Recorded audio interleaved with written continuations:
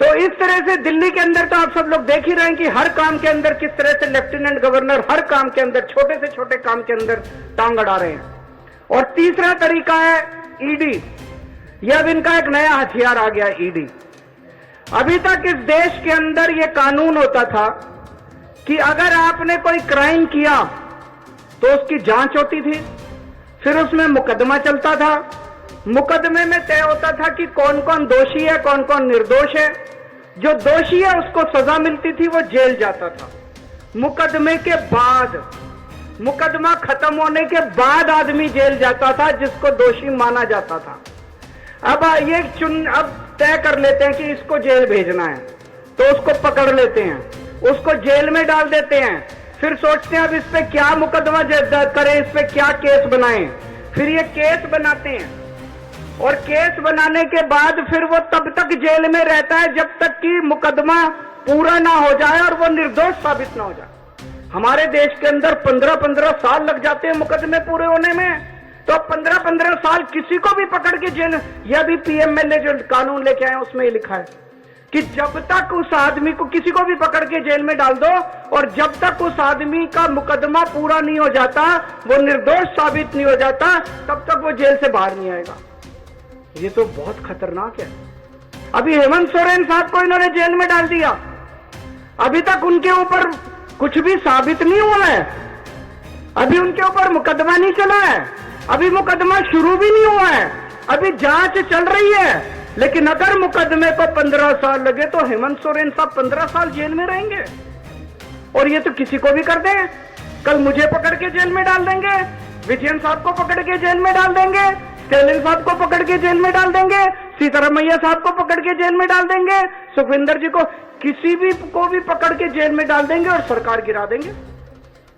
हेमंत सोरेन साहब को जेल में डाला, उसके बाद 48 घंटे तक ये लोग तोड़ने की कोशिश करते रहे, जेएमएम को तोड़ देते हैं। ये तो भगवान का भला और जेएमएम वालों का महान है, जेएमएम वाले जो टूटे नहीं इनके सामने। तो ये अब ये किसी भी को भी पकड़ के जेल में डाल देंगे, उसकी सरकार तोड़ देंगे और फिर अपनी सरकार बना लेंगे। ये क्या है, ये क्या चल रहा है? कह रहे हैं केजरीवाल भ्रष्ट है। मैं पूछना चाहता हूं, मैंने दिल्ली में बिजली सस्ती, बिजली फ्री कर दी दिल्ली के अंदर, मध्य प्रदेश में, गुजरात में, उत्तर प्रदेश में सबसे महंगी बिजली मिल रही है देश में। तो बिजली फ्री करने वाला चोर है कि बिजली महंगी करने वाला चोर है? दिल्ली में मैंने सबका इलाज मुफ्त कर दिया, चाहे गरीब हो चाहे अमीर हो, सरकारी अस्पताल में चले जाओ, सबका दवा दारू सब फ्री। मध्य प्रदेश में, गुजरात में, उत्तर प्रदेश में चले जाओ, इतना महंगा इलाज, सरकारी अस्पतालों का बेड़ा गर्क कर दिया इन लोगों को। मैं पूछ रहा हूं, लोगों का इलाज फ्री करने वाला चोर है कि लोगों का इलाज महंगा करने वाला चोर है? किसी को भी पकड़ के चोर चोर चोर चोर चिल्लाना चालू कर देते हैं लोग। तो दोस्तों, देश का बहुत बुरा हाल है। मैं विजयन साहब को बहुत बहुत बधाई देना चाहता हूं, उन्होंने आज ये अलख जगाई है, सबको इकट्ठा किया है। ये देश केवल हमारा नहीं है, ये देश 140 करोड़ लोगों का है। और आज मैं बीजेपी वालों को कहना भी चाहता हूं, समय का चक्र घूमता है, समय बड़ा बलवान है, अहंकार मत करो। भगवान ना करे कल समय का चक्र जब घूमेगा और तुम इधर होगे और हम उधर होंगे, कहीं ऐसा ना हो कि यही कानून सारी विपक्ष की सरकारों को तरह तरह से प्रताड़ित करने के लिए आज केंद्र सरकार सारे हथकंडे अपना रही है। मोटे मोटे तौर पे देखें तो 3 तरह से केंद्र सरकार विपक्ष की सरकारों को तंग कर रही है। सबसे पहला, केंद्र सरकार जायज फंड, जो हक है राज्यों का, वो फंड नहीं दे रही है। दूसरा तरीका, गवर्नर के और लेफ्टिनेंट गवर्नर के जरिए रोज काम में टांग अड़ाती है, हर काम में टांग अड़ाती है। और तीसरा तरीका, एजेंसीज को छोड़ के जिसको मर्जी पकड़ के जेल में डाले जा रहे हैं, जिसको मर्जी पकड़ के जेल में डाले जा रहे हैं।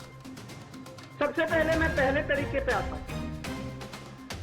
यहां पे पिनराई विजयन साहब बैठे हैं, पंजाब के मुख्यमंत्री बैठे हैं, मैं दिल्ली का मुख्यमंत्री हूं और कई सारे राज्यों के मंत्रीगण आए हुए हैं। हम सारे रोज इस बात को झेल रहे हैं कि जो जायज फंड उस राज्य के बनते हैं, वो फंड हमें नहीं दिए जा रहे। अगर केरला के लोगों को उनके हक के फंड नहीं दिए जाएंगे तो काम कैसे चलेगा, सरकार कैसे चलेगी, केरला की सरकार कैसे चलेगी, तमिलनाडु की सरकार कैसे चलेगी।